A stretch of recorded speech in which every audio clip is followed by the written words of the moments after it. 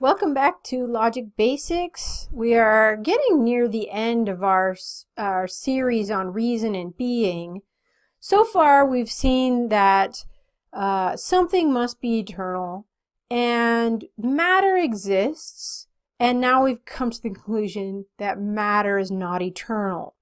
But what about the soul? We got the soul exists last time. Is the soul eternal? We'll look at an argument, a small argument that says the soul is not eternal, and then we'll look at dualism that says matter and spirit are both eternal, and we'll see some problems there. Now, you may be wondering, why aren't we addressing spiritual monism? We have addressed part of spiritual monism when we said that matter exists. Spiritual monism says that matter is not real, it's an illusion. All that exists is spirit or consciousness. So when we did that argument that matter exists, that was one argument against spiritual monism. Another argument will be that the soul is not eternal. So let's look at that. It's on the handout, and that's the next thing we're going to discuss. And it's a small argument. I think you'll see it's fairly obvious, and it doesn't require that much more by means of proof. Now, if you're interested in spiritual monism, I would encourage you to take a class in world religions, or take the Philosophy 101 class where we spend a lot more time talking about spiritual monism and some Eastern philosophies.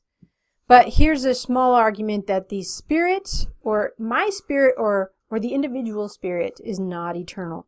The individual spirit or self or soul is not eternal for the following reasons. Again, we have a major premise, a minor premise, and a conclusion. And notice there's no reason for the minor premise. I think you'll see why. If the individual soul, like my soul or your soul, were eternal, it would be an infinite in knowledge. If the individual soul were eternal, it would be infinite in knowledge. Why is that? Because whatever is eternal is infinite. And if I'm eternal, I've been around forever. Forever in the past, forever in the future, always. And if I've been around always, I would have all knowledge, right? The minor premise says the individual soul is not infinite in knowledge. Now, there may be some objections to this. Maybe someone like Plato might say, or Socrates might say, well, the soul was infinite in knowledge before it got into this body, but getting into this body is a very jarring experience, and it caused you to forget your knowledge, and now you have to go through this process of recollection to recall what you already know. That's an interesting possibility, but the question is, why do I need to be in a body in the first place? Do I need to be in a body to learn? Well, learning isn't possible if I have infinite knowledge. I already know everything. Do I have to be in a body because I'm longing for something earthly? Well, I would have infinite knowledge of what is earthly. So what is the purpose of my being in a body? And here's another problem. The soul, the individual soul, grows and learns, and this is impossible to grow and learn as an eternal being because it would be a unique event. So the individual soul is within time. It only thinks one thought after another, and it can't have all knowledge all at once, which is very puzzling if you're eternal and also infinite. So learning and growing is impossible for an eternal being. So the conclusion is, therefore, the individual soul is not eternal. You could think of it this way. If I were eternal, I'd have infinite knowledge. I don't have infinite knowledge, so I'm not eternal. Now, another way I can prove this is by showing the grade book. Maybe if I show the grades, we can see, oh, look, here's a person that doesn't have infinite knowledge. But I wouldn't want to do that, right? I don't have infinite knowledge. I hardly have any knowledge. All right, so now we have matter exists, matter's not eternal. The soul exists, the soul is not eternal. But what if matter and spirit were co-eternal? So we're going to consider next Platonic and Aristotelian dualism. We're going to do this rather quickly. We'll talk about both forms and the problems, the objections with each. So we'll start with ordinary dualism. This is Plato's view, and there may be other dualisms. That's why we're calling it, or other people who hold to ordinary dualism. That's why we're calling it ordinary dualism instead of Plato's view.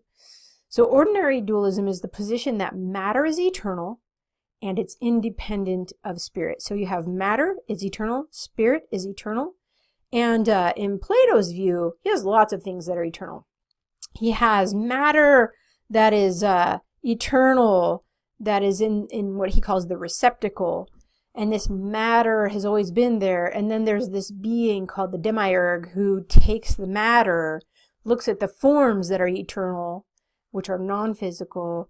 They're like a blueprint. And he looks at those forms and he takes the matter and he fashions the world according to the blueprint. And the world is not eternal, but your soul, which is in the world, is eternal. So Plato has your soul is eternal, the forms are eternal, the demiurge is eternal, and matter is eternal. All right, now what's the problem with this view? At least one problem is that we already went over the objection that matter can't be eternal because it's not self-maintaining. That argument applies to Plato's view. He thinks the matter has always been there and it will always be there. The demiurge is just the being that takes it and fashions it into the world. But we also know that matter can't be self-maintaining, that the properties of matter are running down. We have this law of entropy. So Plato's view doesn't hold up when you examine it by means of reason. And it seems like Aristotle knew something of that. Aristotle was Plato's student for 20 years and rejected a lot of Plato's metaphysics. He said, yeah, let's do away with those forms. We're just duplicating things. We have like the world of the forms and the world. So he did away with the forms. He did away with your soul is eternal. Rather, he says that humans are rational animals. We have a mind, but that mind is more natural. It's part of nature. It goes back to the mind, the world mind, when you die. So there's no individual continuity after death in Aristotle's view, whereas in Plato's view, he does have a view of reincarnation. You keep coming back. So Aristotle rejects Plato's metaphysics for another view called, we'll call it dependent dualism. And this is the position that matter is eternal, but matter is eternally dependent upon spirit. So Aristotle talks about potentiality and actuality, form and matter when he's talking about metaphysics. He says that matter, undifferentiated matter, just the substance of matter, is pure potentiality. All right, so undifferentiated matter is pure potential. And he says that there's an unmoved mover, a first mover that is pure actuality. This is spirit. This is like Plato's demiurge. And this being gives actuality to the pure potentiality, and that's how we get the universe. Now he gives an analogy.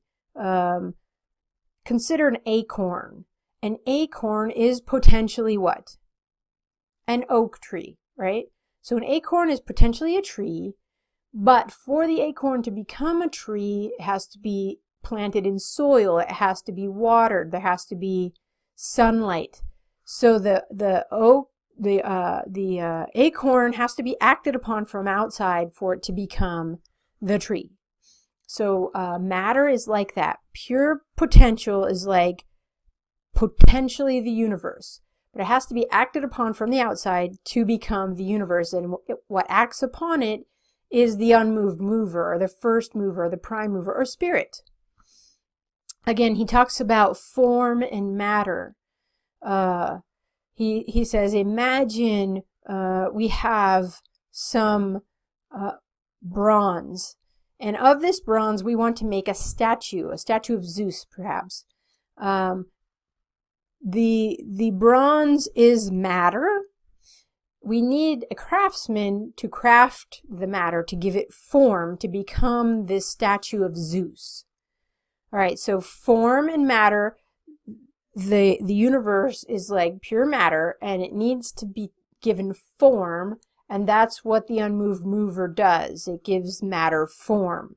It has intelligence, and so it uses this intelligence to form the matter. And that's how things have forms.